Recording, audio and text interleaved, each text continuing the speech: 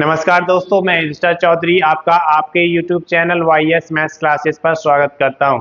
दोस्तों, जैसा कि यहां पर बताया जा रहा है कि 8वां वेतन आयोग लगने से आपकी सैलरी 2 गुना या 3 गुना बढ़ जाएगी। ऐसा बिल्कुल नहीं होने वाला है। आप इस वीडियो के माध्यम से देख सकते हैं। अगर अभी तक आपने चैनल को सब्सक्राइब नहीं किया, सब्सक्राइब करें, वीडियो को लाइक करें और ज़्यादा से ज़्यादा शेयर करें ताकि ये वीडियो उन सभी दोस्तों के पास पहुंचे जो 8वां वेतन आयोग लगने का इंतजार कर रहे हैं। तो आइए इसकी कैलकुलेशन आपको समझाते हैं कि आपकी सैलरी 2 गुना या 3 गुना कैसे नहीं हो सकती। तो यहाँ पर देखिए, अगर आपकी बेसिक सैलरी इस समय 18,000 रुपये है और 58% आपको डीए मिलता है, तो आपकी बेसिक सैलरी और डीए मिलकर 28,440 हो जाते हैं।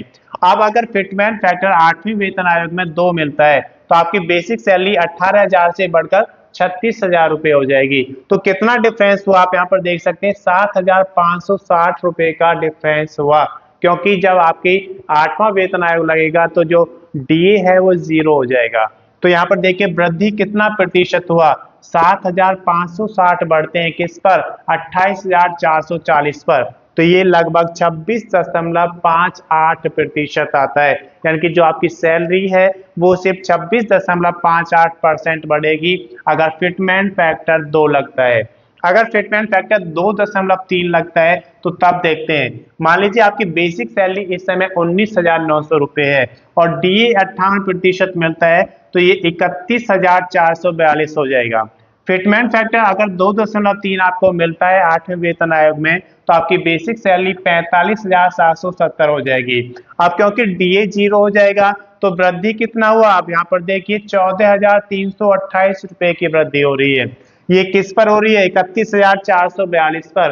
तो कितना प्रतिशत ये आता है, 45.57% आता है, यानी कि जो आपकी सैलरी है वो 45.57% बढ़ेगी। लेकिन अगर आपकी बेसिक सैलरी इस समय 21,700 रुपये है और 58% आपको डीए मिलता है, तो ये 34,286 आपको मिलता है। 8वें वेतन आयोग में अगर फिटमेंट फैक्टर 2.5 लगता है तो ये 21,700 से बढ़कर 54,250 हो जाएगा। अब देखिए वृद्धि कितना हुआ, 19,964 रुपये का। किस पर हुआ, 34,286 पर। तो कितना प्रतिशत हुआ आप यहाँ पर देख सकते हैं, लगभग 58.2% सैलरी में वृद्धि हो सकती है। अगर आपकी बेसिक सैलरी से 25,500 है तो बेसिक प्लस डीए जो 58% आपको मिल रहा है, तो आपकी सैलरी 40,290 भी आपको मिलती है। अब अगर फिटमेंट फैक्टर 8वीं वेतन आयोग में 1.92 लगता है तो आपकी बेसिक सैलरी चेंज होकर 48,960 हो जाएगी। अब क्योंकि डीए 0 हो जाएगा तो अंतर कितना हुआ, 40,290 से बढ़कर ये हुआ, तो 8,670 रुपये की वृद्धि हुई। किस पर हुई, जो अभी वर्तमान में आपको मिल रहा है 40,290। तो कितना प्रतिशत हुआ, 21.52% हुआ, यानी कि आपकी जो सैलरी बढ़ेगी वो सिर्फ 21.52% बढ़ेगी। लेकिन अगर फिटमेंट फैक्टर 2.86 लगता है तो देखिए क्या होगा, 29,200 यहाँ पर हमने बेसिक सैलरी लिया है, तो डीए के साथ ही आपका 58% लगकर 46,136 हो जाता है। और अगर 8वीं वेतन आयोग में फिटमेंट फैक्टर 2.86 लगेगा तो आपकी बेसिक सैलरी चेंज होकर 83,512 हो जाएगी। तो अब देखिए इसमें अंतर कितना हुआ, 37,376 रुपये की वृद्धि हो जाएगी। अब किस पर होगी, वो 40,136 जो वर्तमान में आपको मिल रहा है। कितना प्रतिशत हुआ, ये 81.01% के लगभग आपकी सैलरी में वृद्धि होगी अगर फिटमेंट फैक्टर 2.86 लगता है। लेकिन अगर फिटमेंट फैक्टर 2.57 लगता है, जो कि वर्तमान में चल रहा है, 7th पे कमीशन जब लगा था तो उस समय फिटमेंट फैक्टर 2.57 लगाया गया था। तो मान लीजिए इस समय आपकी बेसिक सैलरी 35,400 है और डीए पर 58% मिलने से ये आपको 55,932 रुपये हो जाता है। लेकिन अगर फिटमेंट फैक्टर 2.57 रहेगा तो ये बेसिक सैलरी बढ़कर 90,978 हो जाएगी। तो वृद्धि की अगर बात करें तो यहाँ पर 35,040 रुपये की वृद्धि होगी और परसेंटेज की बात करें तो 35,040 बढ़ेंगे किस पर, 55,932 पर। तो ये लगभग 62.66% आपकी सैलरी इंक्रीज होगी, यानी कि बढ़ जाएगी। लेकिन अगर बेसिक सैलरी आपको 44,900 रुपये मिलते हैं तो जो आपका बेसिक प्लस डी 58% मिल रहा है आपको 70,942 हो जाएगी। वहीं अगर फिटमेंट फैक्टर 2.08 लगता है तो 8वें वेतन आयोग में आपका बेसिक 44,900 से बढ़कर 93,392 हो जाएगा। अब अगर वृद्धि की बात करें तो 22,450 रुपए बढ़ेंगे। किस पर बढ़ेंगी? 70,942 पर। तो जो प्रतिशत वृद्धि होगी आपकी सैलरी में वो 31.64% आएगी। लेकिन अगर आपका बेसिक इस समय 47,600 रुपये है तो 58% डीए के साथ ये 75,208 रुपये आपका हो जाता है। लेकिन अगर फिटमेंट फैक्टर 8वें वेतन आयोग में 1.86 लगेगा तो आपका 8वें वेतन आयोग में बेसिक 88,536 हो जाएगी। तो वृद्धि देखिए यहाँ पर कितना हुआ? 13,328 रुपए का। किस पर हुआ? ये 75,208 पर।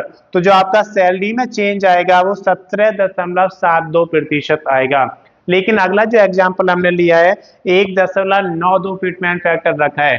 तो मान लीजिए बेसिक सैलरी आपकी 53,100 है तो 58% डी के साथ आपका 83,898 हो जाता है। और अगर फिटमेंट फैक्टर यहाँ पर 1.92 लगेगा तो आपकी 8वें वेतन आयोग में बेसिक सैलरी 1,01,952 हो जाएगी। तो अंतर देखिए कितना हुआ यहाँ पर? 18,054 रुपए का। किस पर ये वृद्धि मिल रही है आपको? 83,898 पर। तो ये लगभग 21.52% आता है, यानी कि आपकी सैलरी ज्यादा से ज्यादा 21.52% बढ़ सकती है। लेकिन अगर आपका फिटमेंट फैक्टर 2.18 लगता है तो इस समय देखिए हमने यहाँ पर बेसिक सैलरी 56,100 रुपये माना है तो डीए जो आपको 58% मिलता है उसकी वजह से 88,638 बन जाती है। लेकिन अगर फिटमेंट फैक्टर 2.18 लगता है तो 8वें वेतन आयोग में आपका बेसिक चेंज होकर ये बन जाएगा 1,22,298। तो आपकी जो सैलरी है उसमें कितना चेंज आएगा? 33,660। क्योंकि जब 8वां वेतन आयोग लगेगा तो स्टार्टिंग में जो डीए है वो 0 हो जाएगा, तो जो भी बेसिक होगा आपको उसी के हिसाब से सैलरी दी जाएगी। तो यहाँ पर वृद्धि देखिए 33,660 बढ़ा है किस पर? 88,638 पर। तो ये 37.97% के बराबर आता है। यानी कि किसी भी तरीके से आपकी सैलरी 100% नहीं बढ़ रही है। जो फिटमेंट फैक्टर हम ज्यादा से ज्यादा मानकर चल रहे हैं 2.86, जहां पर आपकी मैक्सिमम 81.01% बढ़ता है। तो यानी कि आपकी सैलरी डबल या 3 गुना बिल्कुल नहीं हो सकती। 8वां वेतन आयोग लगने पर फिटमेंट फैक्टर 2.86 रहने पर भी ये वृद्धि आपका 81.01% बनती है। तो मैं समझता हूं कि इस वीडियो के माध्यम से आपको ये समझ में आ गया होगा कि 8वां वेतन आयोग लगने से आपकी सैलरी कितनी बढ़ेगी। अगर अभी तक आपने चैनल को सब्सक्राइब नहीं किया, सब्सक्राइब करें, वीडियो को लाइक करें और ज़्यादा से ज़्यादा शेयर करें ताकि ये वीडियो उन सभी दोस्तों के पास पहुंचे जो 8वां वेतन आयोग लगने का इंतजार कर रहे हैं। अगर आपने पिछला वीडियो नहीं देखा है तो उसका लिंक मैं इसके डिस्क्रिप्शन में शेयर कर दूंगा, आप वहां से देख सकते हैं। धन्यवाद।